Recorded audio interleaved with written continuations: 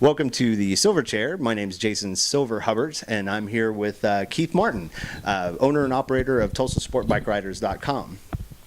So Keith's going to kick it off with just actually asking about the TulsaSportBikeRiders.com. Whenever you started out, did you think it would go on as long as it has, or even get as big as it has? Well, we were really surprised when we hit our first 100. We were really excited, and even though those first 100 may or may not be there, I know a few of them are, that it's always great to see a good bunch of people sitting around having conversations, mostly about motorcycles, but not always, as we know. But we'll ignore the political conversations. The bacon thread's good, though. Bacon thread is very good. Bacon thread's good. Longevity, it's we didn't know what to expect at first whenever it was first incarnated, but I hope it just keeps going as long as it's serving a good purpose for the folks out there. It's pretty self-sufficient right now, so it's all good, man, as long as things keep going. Very good, very good. Was going to ask you, because you've ridden for more than a few years, obviously, and you've ridden extensively in Oklahoma and Arkansas and Missouri. Out of all of those states, what would you say is probably your most favorite road? I would say Highway 123 in Arkansas.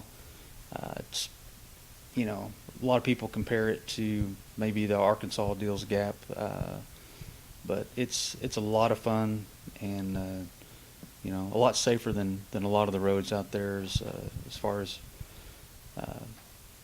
that goes. But yeah, Highway 123 in Arkansas near Jasper. Gotcha. Yeah, not a lot of driveways. I've been down the same road myself. Most Arkansas people are going to regret that you said that, though. So, actually, 123 is terrible. So I heard from Arkansas, but actually, it's not. It's a really good road.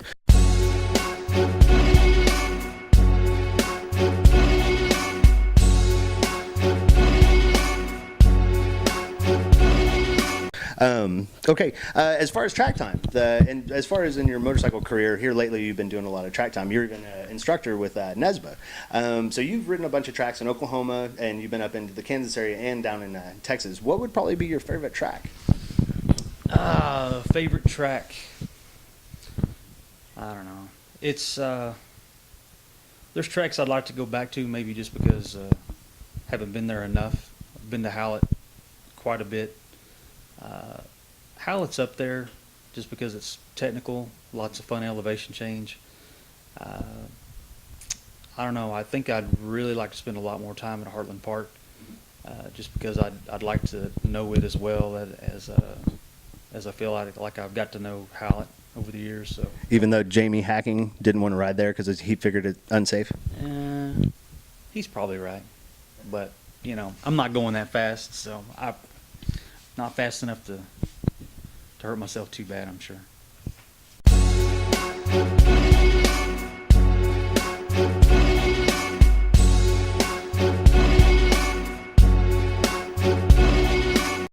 Okay, and being that you are considered a veteran rider, you've hosted multiple riding forum clinics, some even at your house, a couple of bike nights that we've had before. What kind of advice would you give a newer rider to TSR, new sport bike rider? I would say educate yourself on some good reading material, probably mostly Total Control and Sport Riding Techniques. I think are both good books with a lot of good information in them. Get together with some folks on group rides that are, geared towards helping folks, and don't be afraid to ask questions. And sometimes the trick is to find someone who actually does know something that's worthwhile, that's going to help you out. That's, I can't tell you who to get the advice from other than, the people who are always offering free advice aren't necessarily going to be the ones that are going to be able to give you the best advice. Look for people that have been around a while, people that are, have some degree of respect from others, and just take it easy and ride within your means. Very good advice. Very good advice. Going back to on-track session stuff, you've been an instructor with NESBA. You've logged multiple hours and miles on the track. What would you give? What kind of advice, going further than a street rider? What would you give advice to somebody wanting to start out in the track? Well, it is a good place to learn. Not learn how to ride a bike, but learn how to ride a bike well. I think that it's a place where you can hone your skills way past what you ever could on the street, just because you don't have all the worries that you do of, people backing out of driveways or, animals crossing the road. But it's a really good place to go to learn, as far as finding people out there that can help you. Same goes from as we're being on the street. Find people that have some kind of credibility, and just ask for help. Don't be afraid to ask for help, I think is a lot of it. There's a lot of people out there that are willing to help, and a lot of good track organizations that have that help, sometimes free, sometimes at a cost. But it's for the most part, from my experience, it's if you got to pay for it, it's worth it. There's a lot of good places out there to learn from. Excellent. You've also done races on the CMRA, maybe a race, if I'm recalling correctly. So, and a weekend of racing. Was going to ask about that. If somebody they get into the track, they really like track riding and want to go ahead and give CMRA a shot or something, or get into racing, would you have any advice that you'd kind of want to give to them?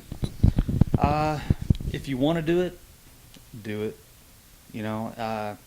You're the only one that's going to know how comfortable you are deep down.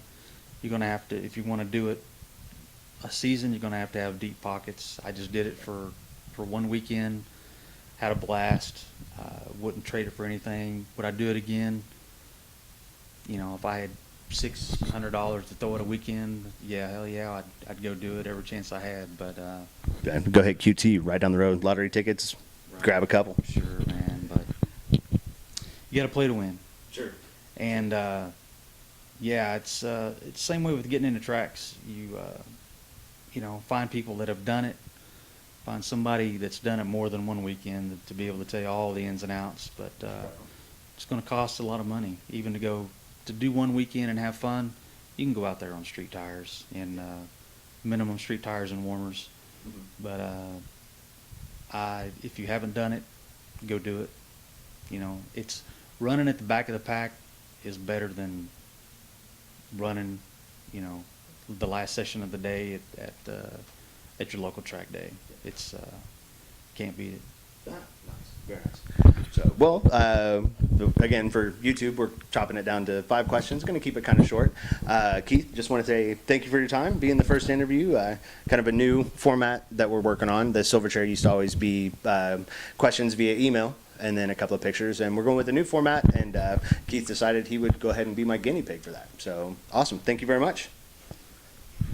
Thanks, Jason. That's the Silver Chair, out.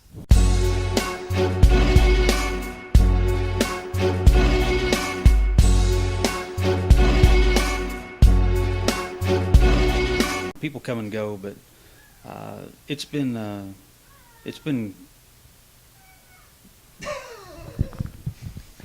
Welcome to the first sitting of the Silver Chair. My name is Jason. Take 2. All right, 3. I don't count that last one. Welcome to the first sitting. It's easy. Wow, that's too bad. Go ahead and stop it and back it up. We're going to redo it. We only got 10.